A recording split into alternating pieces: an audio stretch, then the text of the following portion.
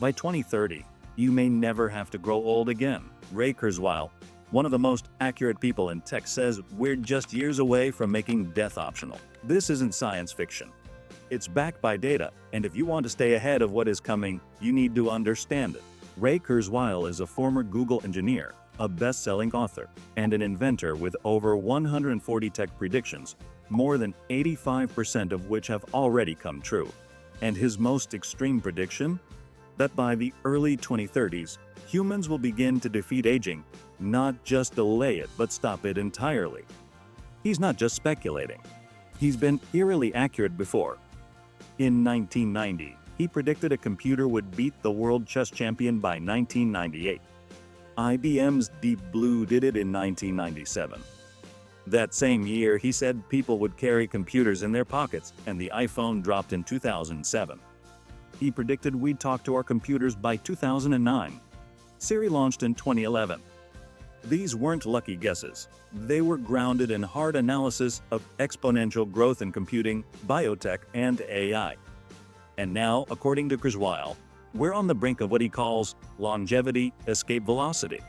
That's the moment where for every year you survive, science adds more than a year to your lifespan, effectively making biological death optional.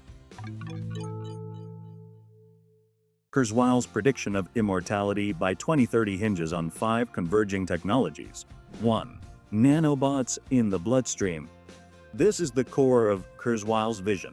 Tiny, intelligent machines, millions of them, moving through your body like microscopic maintenance workers, constantly scanning for damage, identifying irregular cells, and repairing tissues before problems even begin. They could prevent heart attacks by removing arterial plaque in real time. They might identify and destroy cancerous cells before they form a tumor. They could even restore oxygen and nutrient flow to aging tissue at the cellular level, reversing the slow decay we call aging. And this isn't theoretical. Early prototypes of medical nanobots already exist. What Kurzweil foresees is their miniaturization, mass production, and AI enhancement. These bots won't just fix, they'll learn, evolve, and coordinate with one another inside your body. Over time, they could form a digital immune system, a network of programmable cells that not only keeps you alive, but upgrades your biology. Stronger muscles, faster healing, sharper senses. And because they're connected to an external data layer, they can receive over-the-air updates.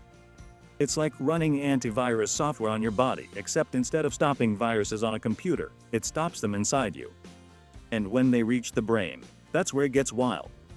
These nanobots could enhance cognition, restore damaged memory pathways, or even allow us to interface directly with machines, cloud storage, and each other telepathically.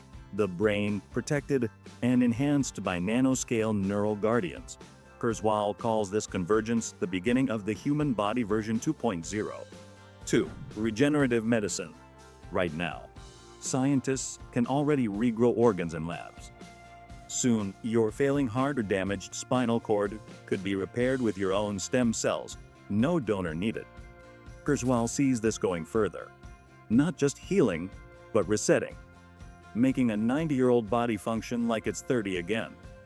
And as tissue regeneration improves, we may be able to engineer organs that outperform the originals. Think, enhanced lungs for athletes or more efficient hearts for endurance. Now imagine this, you're 95, but you wake up every morning feeling like you're 28. Your knees are strong. Your vision is perfect. You jog, paint, and play tennis before lunch.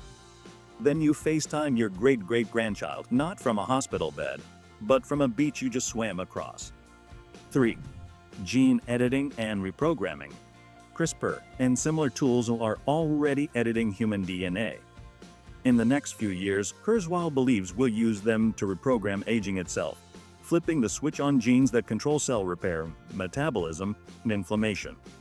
Think of it like software updates for your biology. Your immune system, memory, and muscle tone, all refreshed to factory settings. More radically, gene editing may allow enhancements, not just restoring youth, but elevating baseline capabilities. We could enhance resistance to viruses, increase muscle density, or slow cellular oxidation to near zero. 4. AI-powered health optimization. Kurzweil envisions personal AI that knows your body better than you do. It tracks your every metric, learns your patterns, and prevents disease before symptoms show up. It's not just reactive, it's predictive. You'll have a real-time health co-pilot making micro-adjustments to your biology daily, keeping you at peak performance indefinitely. The result? A world where illness is rare, energy is constant, and health becomes a daily calibration, like tuning an instrument. 5. Longevity escape velocity. This is the tipping point. Kurzweil says once we reach the moment where life extension accelerates faster than biological aging, the clock essentially freezes. Each year you live buys you more time and more access to new breakthroughs. It's a feedback loop. As long as you stay alive long enough, you may never need to die. Picture this: your 140th birthday. You hike a coastal trail at sunrise. Your skin is smooth, your mind sharp, your stride light. You blow out candles surrounded by 5 generations of your family, not as a fragile elder, but as a vibrant force who never stopped thriving. This vision of the immortality is both thrilling and deeply disruptive. Let's break it down. Society would change at every level. If lifespans extend indefinitely, traditional life milestones, school, career, retirement, would be rewritten. People might spend decades learning, decades building a business, and still have a century left. Healthcare would become about prevention, not cure.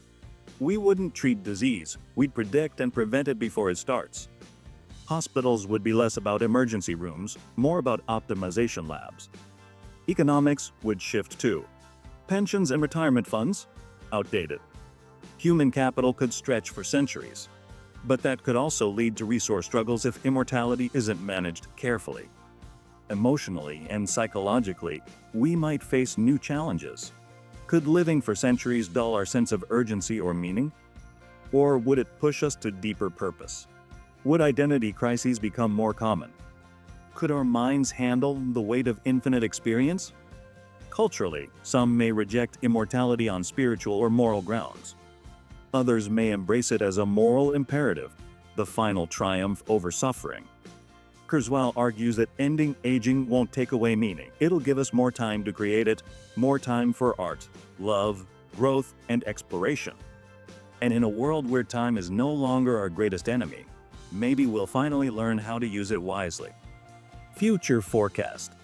By the early 2030s, AI doctors, nanobot treatments, and personalized longevity protocols could be widely available.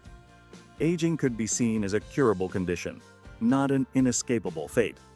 The idea of natural death may become increasingly rare and controversial. First-wave immortals may begin to emerge, people who never experience biological decline again. By mid-century, the human experience may fundamentally shift from surviving time to shaping it.